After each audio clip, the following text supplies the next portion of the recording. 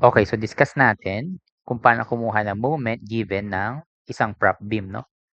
Okay, so ano ba yung prop beam? Ibig sabihin niyan, yung isa ay, okay, fixed and then yung isa ay roller, no? Okay, so para kumuha yan, gagamit lang tayo ng fixed and formula, no? Fixed and moment formula. Then, applying this, no? Yung moment sa A ay fixed and moment ng AB plus kalahati ng BA, no? Okay, ganito lagi yung formula, no? Okay? Sa tandaan lang na times mo lang ng 1/2 yung fix and moment nung roller, which is B. Diba nasa B yung roller, so yung BA mo times 1/2 lang. Okay, kung baliktad naman, yung fix yung nasa B, yung A naman yung roller, so yung 1/2 naman nasa AB. Okay. So, na natin ma-apply yan, no? So, dito sa figure, no, kuha lang tayo ng vertical strip, no? Now, let's say dito, yan yung ating magiging dx. Hindi itong nasa left side, sabihin nating x yan, tama? Okay, so meaning, kung ito yung x mo, yung nasa left side, itong buong to, this is 7 minus x. Kasi nga, 7 yung total length ng beam mo eh. Diba? So, kung x yun, 7 minus x to. Okay, so now, applying yung formula natin, etong x, ito na yung magiging equal sa A. Ito yung magiging equal sa B. Tama? Then, ano yung W? Yung W, ito pa rin. Kasi nga, distributed load naman yan. Hindi naman siya varying. So, kung kumuha tayo ng strip dyan, 20 pa rin yung W natin.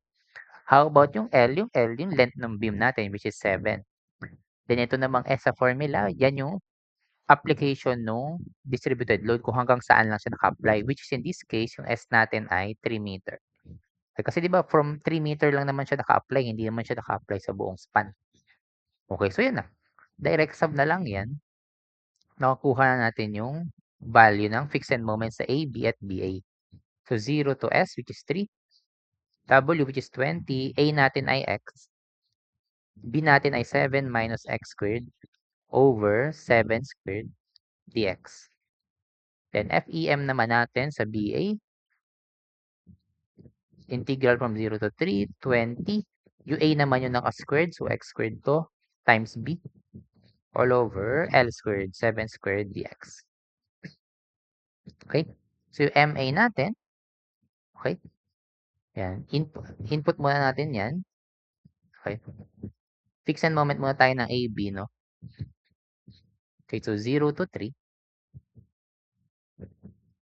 That's 20 times X. 7 minus X squared over 7 squared. Ayan, store ko muna sa A to, no? Yung sa AB. Yan, in-store ko lang muna sa A yan. Then yung sa BA naman tayo, 0 to 3. That is 20 times X squared times 7 minus X all over 7 squared. Oh, wait, 7 squared. Yan, store ko naman siya sa B. Okay? So, yan. So, bali ang ating MA. Okay, yun na i-store ko sa A kanina plus 1/2 nung in-store natin sa B. Tama? Kasi di ba, yun nga, in-store ko sa A yung sa, ano, FEM ng AB. Then yung fixed moment naman ng B, in-store ko siya sa B. Okay? So, yan. Makukuha natin yung moment sa A, no? Simply, A plus 1/2 nung naka-store sa B. Yan, which is 55.5612. 55 point, wait, 5612. 5612 kilonewton meter. Ito na yung ating answer. Okay, so kung pinapahanap yung reaction, take note lang yung direction yan. Lagi pa ganito yan, no? Okay, yan. MA. Okay, so kung may fix ka naman dito, kunwari, ang fix mo nasa B, pag ganito naman yung direction nung fix and moment sa B, no? Yan. Okay, so since alam mo na yung A, pwede ka na mag-statics na lang dyan para makuha mo yung vertical reaction sa A and B kung kailangan din siya pahanap, no? Okay, for this problem, ganun lang, kumuha ng moment kapag given ng prop beam, no? So, thank you for listening, no?